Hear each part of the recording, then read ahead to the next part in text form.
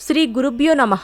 శ్రీ విశ్వావసు నామ సంవత్సరం వైశాఖ మాసం ఉత్తరాయణం వసంత ఋతువు కృష్ణపక్షం మే 26, 2025 సోమవారం చతుర్దశి మధ్యాహ్నం 12:12 వరకు. నక్షత్రం భరణి ఉదయం 8:23 వరకు. తదుపరి నక్షత్రం కృత్తిక తెల్లవారి 5:32 వరకు. వర్జ్యం మధ్యాహ్నం 12:42 నుండి 3:32 వరకు.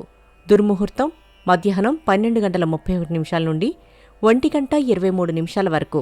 మరలా మధ్యాహ్నం 3:07 నుండి 3:59 వరకు.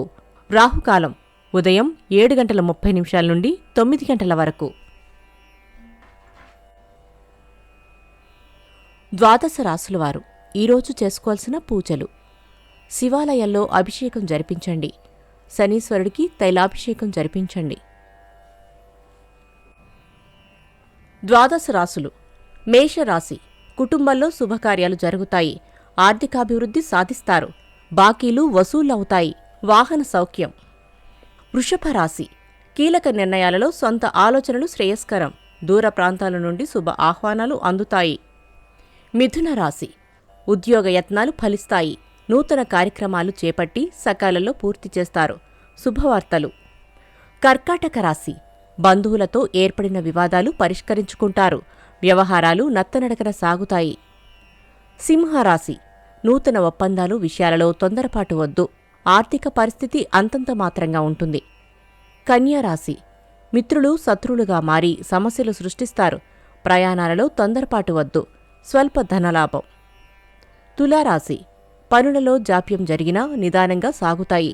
ఆర్థిక ఇబ్బందులు ఎదురై చికాకులు పెడతాయి. వృశ్చిక రాశి నూతన మిత్రులు పరిచయమై కొత్త కార్యక్రమాలకు శ్రీకారం చుడతారు. సంఘంలో ఆదరణ పొందుతారు. ధనస్సు రాశి సన్నిహితులను కలిసి కష్టసుఖాలను పంచుకుంటారు. ప్రముఖుల నుండి విలువైన సమాచారం అందుకుంటారు. మకర రాశి కుటుంబ సభ్యులతో ఏర్పడిన వివాదాలు పరిష్కరించుకుంటారు. వ్యవహారాలలో ఆటంకాలు ఎదురైనా అధిగమిస్తారు. కుంభరాశి వృత్తి వ్యాపారాలలో ఆటంకాలు ఎదురై చికాకులు పెడతాయి. ప్రయాణాలు లాభిస్తాయి. వస్తు సేకరణ. మీనరాశి పెట్టుబడులకు తగిన లాభాలు పొందుతారు. ఇంటా బయట ప్రోత్సాహం లభిస్తుంది. స్వల్ప ధనలాభం. నమస్కారం.